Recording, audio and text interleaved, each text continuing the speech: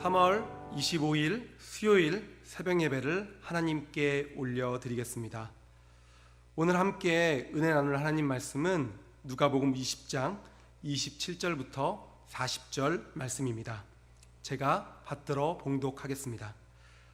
부활이 없다고 주장하는 사두개인 중 어떤 이들이 와서 물어 이르되, 선생님이여, 모세가 우리에게 써주기를 만일 어떤 사람의 형이 아내를 두고 자식이 없이 죽으면 그 동생이 그 아내를 취하여 형을 위하여 상속자를 세울지니라 하였나이다. 그런데 7형제가 있었는데 마디가 아내를 취하였다가 자식이 없이 죽고 그 둘째와 셋째가 그를 취하여 7이 다 그와 같이 자식이 없이 죽고 그 후에 여자도 죽었나이다. 7이 다 그를 아내로 취하였으니 부활 때 그 중에 누구의 아내가 되리이까? 예수께서 이르시되, 이 세상의 자녀들은 장가도 가고 시집도 가되 저 세상과 및 죽은 자들 가운데서 부활함을 얻기에 합당히 여김을 받은 자들은 장가가고 시집가는 일이 없으며 그들은 다시 죽을 수도 없나니 이는 천사와 동등이요 부활의 자녀로서 하나님의 자녀임이니라. 죽은 자가 살아난다는 것은 모세도 가시나무 떨기에 관한 글에서 주를 아브라함의 하나님이요 이삭의 하나님이요 야곱의 하나님이시라 칭하였나니, 하나님은 죽은 자의 하나님이 아니요 살아있는 자의 하나님이시라. 하나님에게는 모든 사람이 살았느니라 하시니, 서기관 중 어떤 이들이 말하되 선생님 잘 말씀하셨나이다 하니 그들은 아무것도 감히 더 물을 수 없음이더라. 아멘.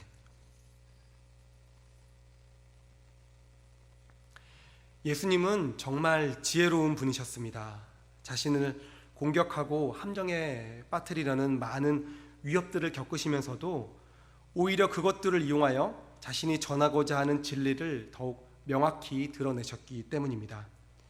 오늘 본문도 마찬가지입니다. 예수님은 자신을 위협에 빠뜨리려는 사두개인들의 함정을 통해 오히려 자신이 전하고자 하는 놀라운 진리를 더욱 밝히 드러내십니다. 오늘 본문에 등장하는 사두개인들은요, 당시 유대 사회의 핵심적인 지도층으로 종교뿐만이 아니라 정치, 경제 영역까지 관여하고 있는 힘있는 기득권층이었습니다. 그들은 스스로 사독의 후예를 자청하면서 성경도 오직 모세 오경만 인정했으며 특별히 부활과 영적인 존재는 인정하지 않았습니다. 이처럼 부활을 부정하는 그들에게 스스로를 부활이며 생명이다 라고 주장하는 이 예수님은요, 정말 눈에 가시와도 같은 존재였던 것입니다. 그렇기에 이들은 오늘 자신들이 믿고 있는 신념을 이용해서 예수님을 무너뜨릴 필승 전법을 연구해 오게 된 것입니다. 그리고 예수님 앞에 나와서 예수님을 곤란에 빠뜨릴 그 질문을 던지게 됩니다. 질문은 이런 맥락입니다. 당시 모세 율법 중에 형사취수법이라는 법이 있었습니다. 이 법은요, 당시 사회적 약자였던 여인들을 위한 법이었는데요, 사회적 약자였던 여인들이 과부가 되면 너무나도 힘겨운 삶을 살아갈 수밖에 없었기 때문에 자식 없이 과부가 된 여인들을 그 죽은 남편의 형제가 취하여서 자식을 낳을 수 있도록 하는 규례가 있었던 것입니다. 그러면 그 자녀가 장성해서 과부인 어머니를 부양할 수 있었기 때문입니다. 사두개인들은 이 율법을 이용해서 부활을 주장하는 예수님께 질문한 것입니다. 질문의 내용은 간단합니다. 자식이 없는 한 여인의 남편이 죽고 그 남편에게 다른 6명의 형제가 있어서 다음 형제가 그 형수를 취하였는데 그도 죽고, 그 다음 형제가 동일한 형수를 취하였는데 또 죽고, 다 차례차례 죽었다면 부활한 후에는 그 여인은 누구의 아내가 되겠냐는 것입니다. 사두개인들의 주장은 모세가 이런 규례를 남겨놓았다면 이치상 부활은 당연히 없어야 한다고 주장했던 것이죠. 그들은 그렇게 생각했던 것입니다. 그리고 자신 있게 부활 때 이 여인은 누구의 아내가 되어야 하냐고 예수님께 질문한 것입니다. 이 질문은 실제로 일어나기는 매우 어려운 극단적인 예이긴 하지만 논리적으로 맞서기에는 참 애매한 질문일 수밖에 없었습니다. 그렇게 사두개인들도 자신 있게 예수님께 이 곤란한 질문을 던지게 된 것입니다. 그런데 예수님은 그 질문에 대한 직접적인 답변 대신 부활에 대한 그들의 어리석은 생각을 더욱 근본적인 문제로 삼으시면서 이렇게 답변하신 것입니다. 오늘 본문 34절부터 36절인데요. 제가 읽겠습니다. 예수께서 이르시되 이 세상의 자녀들은 장가도 가고 시집도 가되 저 세상과 및 죽은 자 가운데서 부활함을 얻기에 합당히 여김을 받은 자들은 장가가고 시집가는 일이 없으며 다시 죽을 수도 없나니 이는 천사와 동등이요 부활의 자녀로서 하나님의 자녀임이니라. 아멘. 천국에는요 시집 장가가는 일이 없다고 말씀하십니다. 천국에는 없는 일을 가지고 예를 들어 질문하니 그 질문 자체가 성립하기 어렵다는 말씀입니다. 쉬운 말로 바꾸면요 너희가 천국을 아주 오해하고 있다는 것이죠. 천국을 이 세상의 가치와 기준으로 생각한다면 아주 큰 착오라는 것입니다. 부활을 이 세상의 가치로 판단하면 아주 큰 착오라는 것이죠. 부활은요 죽음 후에 이 땅을 다시 살게 되는 일이 아닙니다. 부활은요 이 땅에서의 삶을 마감하고 천국에서의 삶을 사는 일입니다. 하나님의 나라를 사는 것이죠. 그렇기에 그것은요 이 땅에서의 가치로 판단할 수 있는 곳이 아닌 것입니다. 이사야 65장 17절을 보면요 이렇게 기록되어 있습니다. 보라 내가 새하늘과 새 땅을 창조하나니 이전 것은 기억되거나 마음에 생각나지 아니할 것이라. 아멘. 이전 것은 기억되거나 마음에 생각나지 않을 것이다. 하나님은 새로운 왕국, 천국은요 더 이상 이전 것이 기억되거나 생각나지 않는 곳, 이 땅에서 통용되는 가치로 설명할 수 없는 곳이라고 말씀하십니다. 천국은요 그런 곳이라는 거예요. 예전에 제 아내가 저에게 문득 이렇게 질문했던 적이 있었습니다. 오빠, 제 아내는 저를 오빠라고 부릅니다. 오빠, 천국에 가면 오빠와 나는 더 이상 부부가 아니냐, 이렇게요. 아마도 위에 이사야서와 같은 구절들이 있기 때문에 생길 수 있는 궁금증이겠죠. 당시에 저는 잘 모르겠다라고 답했었는데요. 그리고 제가 이렇게 되물었습니다. 잘 모르겠는데 아쉬워서 그런 거냐 아니면 그걸 바라고 있는 거냐라고 이렇게 농담으로 답했던 기억이 납니다. 사실 이혼하거나 사별 후 재혼 등 아주 다양한 경우의 수가 많기 때문에 천국에서도 이 땅에서의 부부관계가 이어질지는 사실 잘 모르겠습니다. 그런데 제 개인적인 견해로는요, 모든 것이 다 온전해진다라는 것이 답일 것 같아요. 관계도 마찬가지인 겁니다.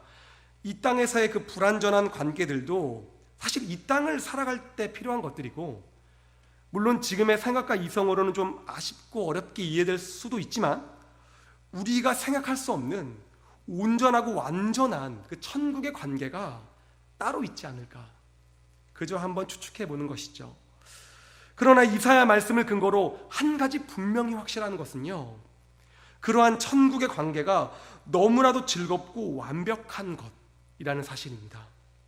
이전 것들, 이 땅에서의 삶이 생각도 안 날 정도로 만족하며 그 삶에 동화되어 갈 것이라고 이사야서는 말하고 있습니다. 이 땅에서의 불완전했고 아쉽고 후회되는 일들뿐만이 아니라 이 땅에서 좋았던 일 있지 않습니까? 즐거웠던 일, 행복했던 일마저도 천국의 기준으로는요 비교할 수 없다는 것입니다. 이 땅에서의 최고의 가치, 최고의 즐거움도 그 나라에서는요 기억조차 안 나는 일이라는 것이죠.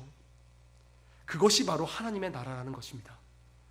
하나님은 그렇게 천국의 영광과 기쁨이 너무 충만해서 이전에 이 땅에서의 삶이 기억나지 않을 것이라고 말씀하십니다. 그것이 우리의 부활 후의 삶이라는 거예요. 부활은요 그런 가치인 것입니다. 그렇기에 부활은 우리가 이 땅의 생각과 사고로 이해하고 평가해서 그것의 유무를 판단할 수 있는 가치가 아닙니다. 예수님은요 그런 부활이 반드시 있다고 우리에게 말씀하셨고요, 그 부활을 십자가 사건으로 증명하셨습니다. 부활하신 모습으로 우리의 소망이 되신 것입니다. 부활은요, 반드시 있습니다. 그리고 부활은 우리가 이 땅에서의 삶과 비교할 수 없는 삶으로 우리를 인도해 갈 것입니다. 그 부활을 믿고 사모하기에 우리의 신앙이 아주 복되고 가치가 있는 것입니다. 그것을 기대하며 부활을 사모하는 것이 바로 진정한 부활 신앙인 것입니다. 그리고 또 하나, 우리는 이미 육신의 정욕과 자아를 십자가에 못 박고 새로운 생명을 얻은 자들 아닙니까? 이 땅에서 부활의 삶을 이미 맛보며 살고 있는 자들입니다. 그것이 우리가 이미 얻은 하나님의 나라입니다. 장차 완전한 하나님의 나라를 기대하며 이 땅을 살아가고 있는 것이죠. 우리는 새 생명을 얻은 자로 이미 하나님의 나라를 이 땅에서 경험하며 살아가고 있습니다. 그렇게 이제 우리가 할 일은요, 장차 소망하는 천국을 이 세속의 가치로 판단하고 이해해서는 안 됩니다. 세상의 기준으로 가늠하고 평가해서는 안 된다는 것입니다. 우리는 하나님 나라의 기준으로 이 땅에서 부활의 삶을 살아가야 합니다. 주일 목사님 말씀처럼요, 이 땅에서의 인정이 아닌 하나님께 받을 인정을 사모하며 천국의 가치로 이 땅을 살아가는 우리가 되어야 한다는 것이죠. 하나님의 인정을 기대하며 사는 삶, 그것이 바로 진짜로 복된 삶임을 우리 주님 기쁨의 교회 모든 성도들은 깨닫고 경험하시기를 축복합니다. 비록 오늘도 우리가 이 땅을 밟고 살아가지만 새 생명 얻은 부활한 자들로서 천국의 가치를 소유하며 능력 있게 오늘 하루를 살아가는 귀하고 복된 모든 성도님 되시기를 축복합니다. 저는 오늘 본문을 통해서요, 저 스스로에게 이렇게 적용해 보았습니다. 나는 과연 목회자로 천국을 사모하며 하늘 상급을 사모하며 살아간다고 말은 하면서도 사람의 인정, 세상의 명예, 세상의 만족을 더 기대하며 살아가고 있는 것은 아닐까, 그렇게 묵상해 보니 제 자신이 참 한없이 부끄러워졌습니다.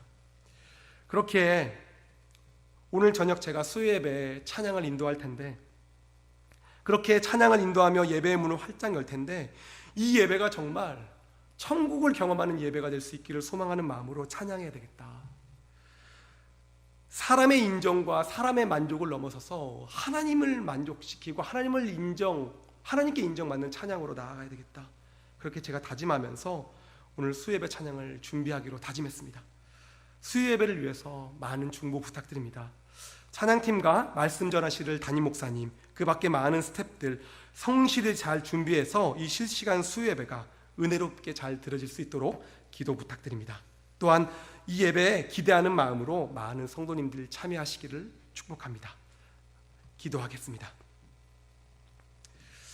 사랑이 많으시고 좋으신 하나님 아버지, 지금 비록 이 땅을 버타며 살아가고 있지만 온전하신 하나님과 더불어 완전한 교제를 나눌 부활 이후의 삶을 소망하며 살아가게 하소서. 또한 이 땅에서도 누리게 하신 하나님의 나라를 우리가 말씀을 순종함으로 누리며 감사로 누리게 하시길 간절히 소망합니다. 코로나 바이러스로 세상이 요동합니다. 속히 회복되게 하시고 어려운 시기지만 서로를 돌보고 나누고 아끼는 마음으로 잘 이겨낼 수 있기를 간절히 소망합니다. 사방으로 흩어져 각자의 자리를 살아내고 있는 우리 사랑하는 주님 기쁨의 교회 모든 성도들을 주님 돌보시고 지키시길 기도하며 이 모든 말씀 예수님의 이름으로 간절히 기도드립니다. 아멘.